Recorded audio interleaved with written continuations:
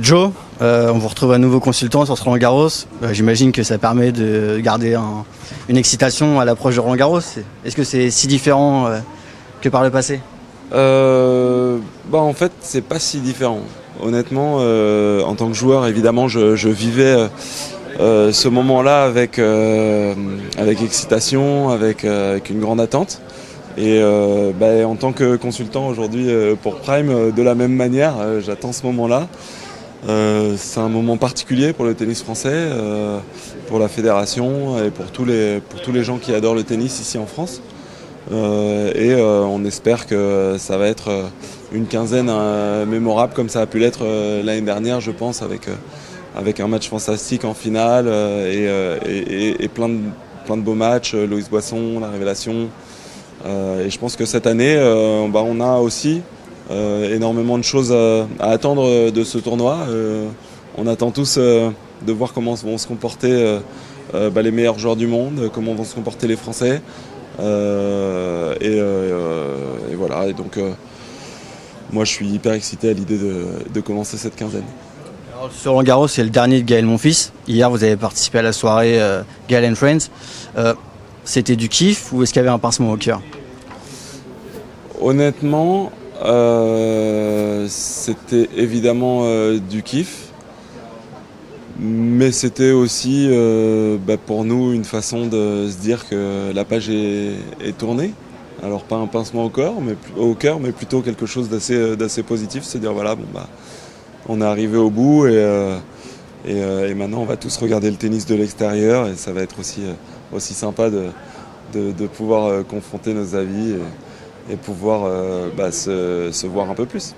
Ce Roland-Garros, c'est la fin donc de Gaël, mais aussi de Stan. Voir deux potes comme ça partir, vous allez pouvoir retenir les larmes? Oui, évidemment. Moi, je vais retenir, je vais essayer de retenir les larmes. Maintenant, c'est normal. On a tous maintenant plus de 40 ans. C'est normal que tout le monde s'en aille. Et j'espère qu'ils le feront avec panache et avec plaisir surtout. Un petit mot quand même sur la fronde et le boycott. On en a parlé avec Fabrice, avec Guy et tout ça, etc. Toi, qu'est-ce que tu en penses en tant qu'ancien joueur et aujourd'hui consultant? Moi, j'en pense que pour les joueurs, évidemment, ils regardent ça en comparaison avec les autres sports, comment la redistribution est faite. Après, moi, je suis des deux côtés. J'ai été un joueur, je sais ce que ça coûte, je sais ce que ça demande.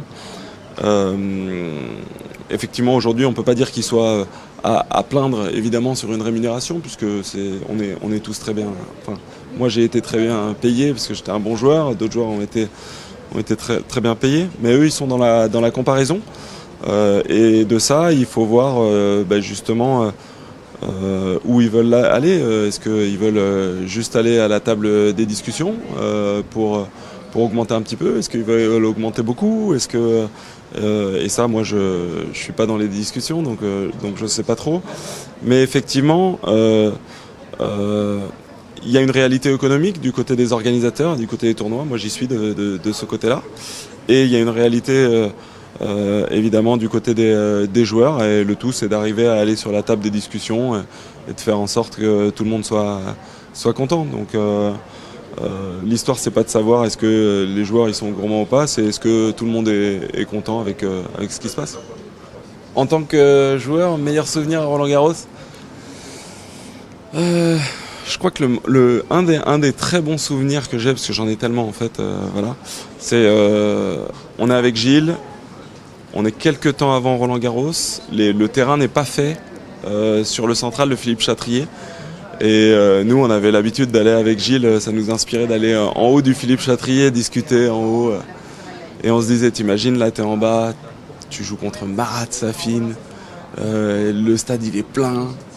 Et voilà, et ça, dans ma tête, en fait, c'est quelque chose qui reste parce qu'en fait, on l'a fait. On l'a fait. Et c'est comme si j'avais fait un rêve prémonitoire. Et donc ça reste un moment agréable en fait dans ma tête, parce qu'à ce moment-là, quand on disait ça, on était plein de passion, on était plein de rêves Mais on était aussi conscient, je pense, que c'était pas si loin que ça.